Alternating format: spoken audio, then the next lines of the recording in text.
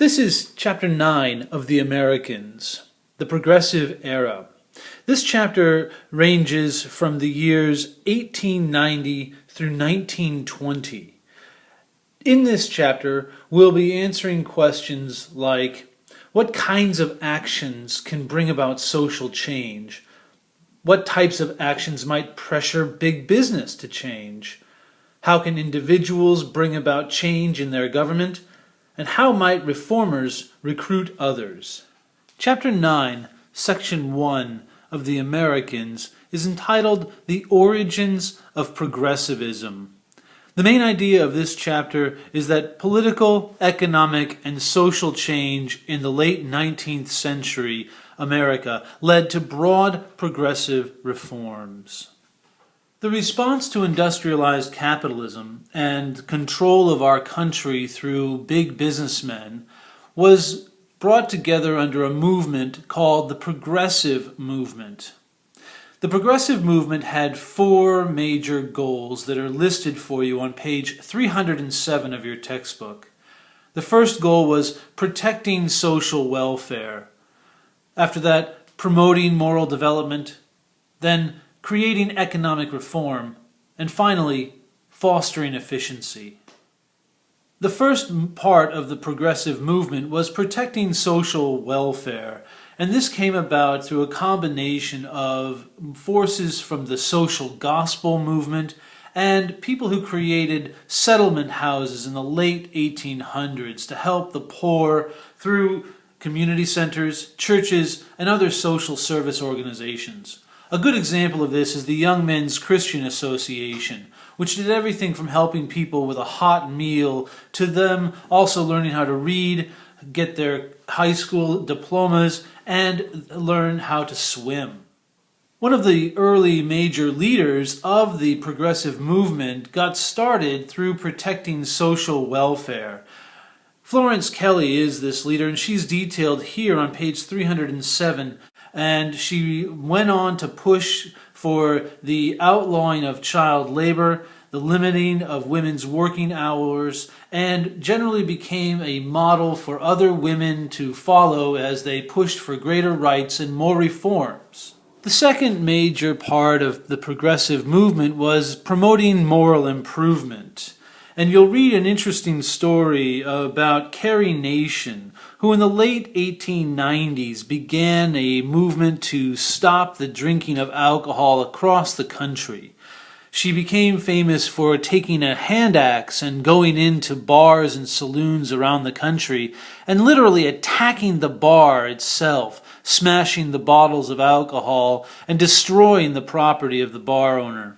Carrie Nation, along with other women, led the Women's Christian Temperance Union, which tried to get an amendment passed to the Constitution that would ban the drinking of alcohol altogether.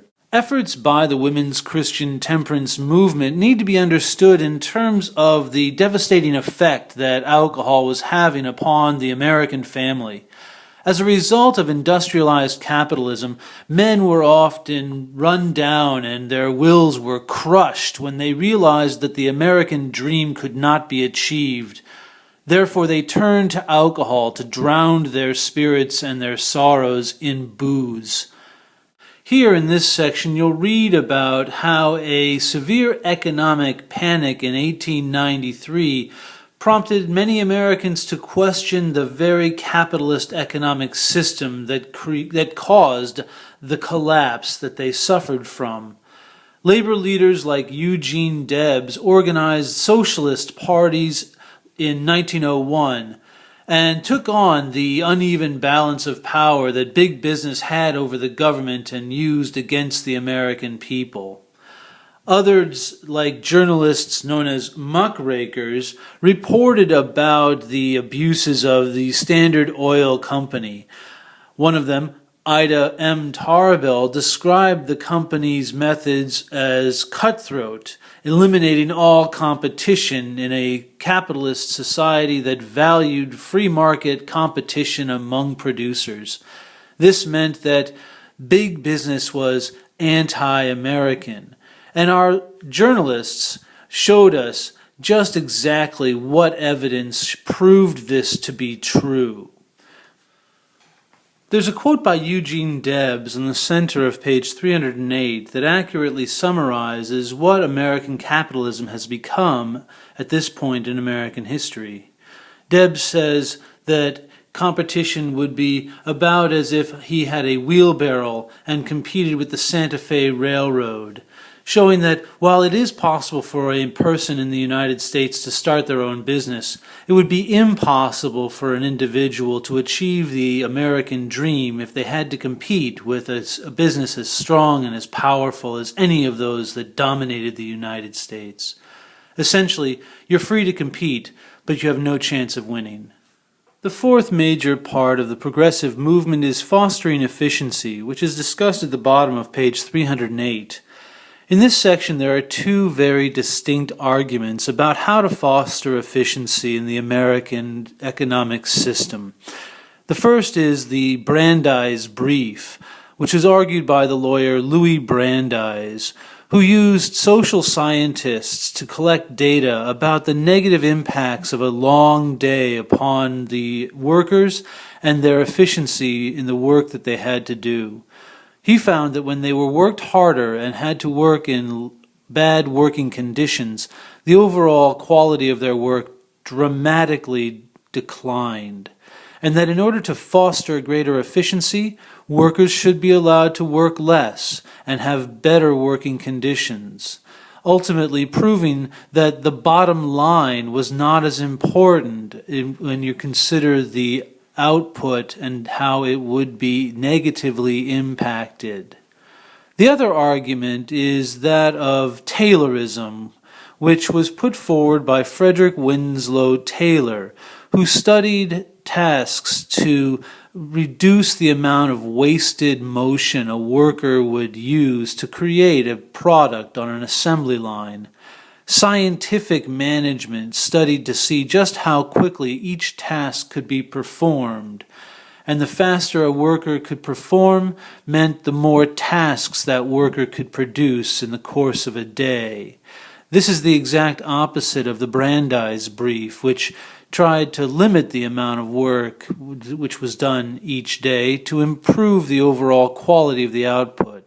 Taylorism tried to increase the quantity and didn't care about the quality. On page 309, you'll see how the progressive movement began to try to clean up local government. After seeing the abuses and the corruption of big machine politicians in New York and Chicago, progressives realized that in order to do right for the people of a city, they needed to reorganize how that city was run.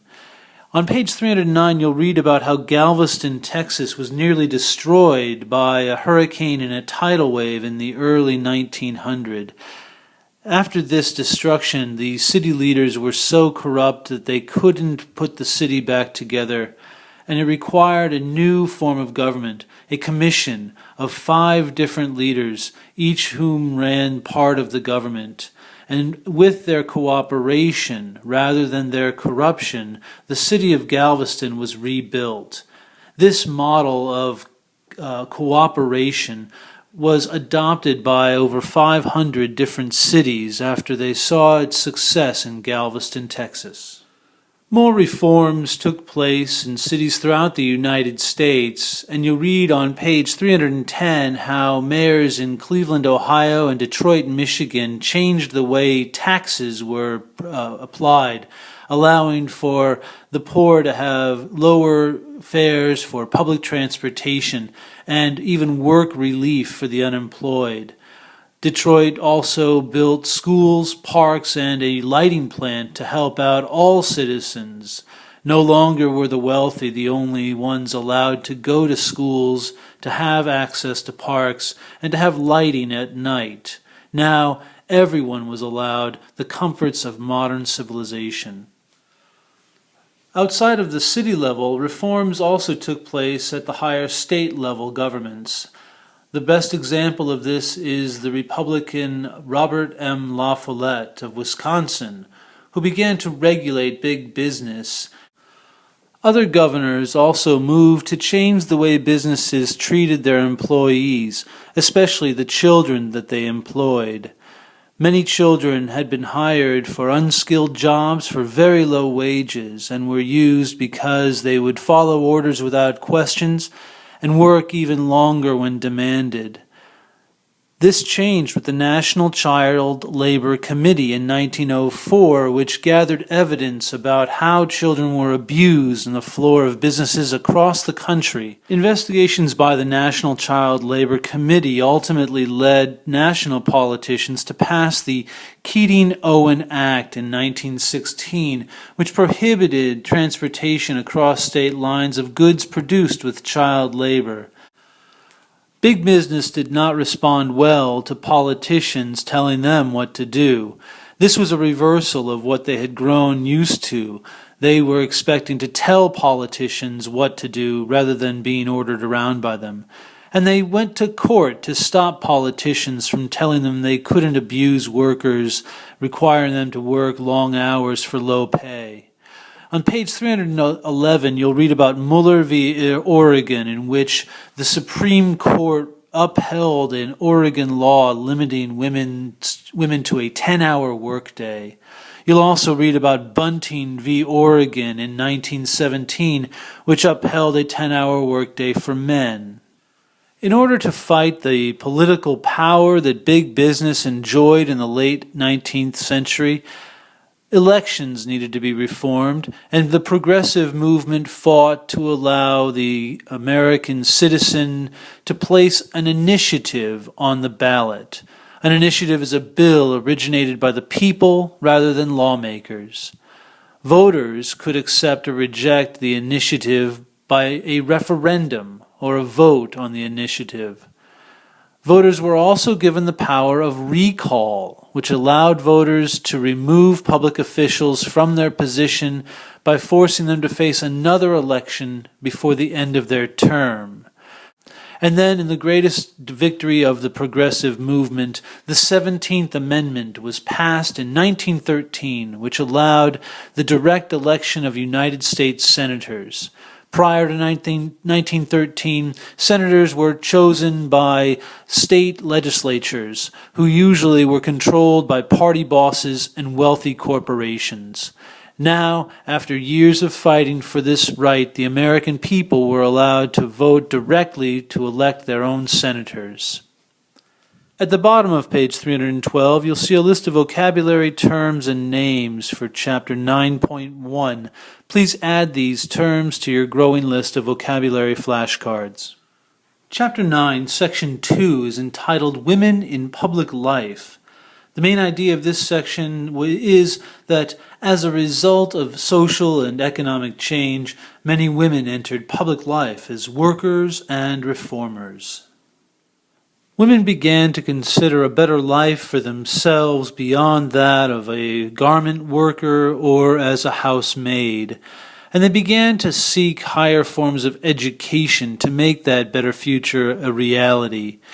Women also began to try to reform the workforce and established new rights in the political arena.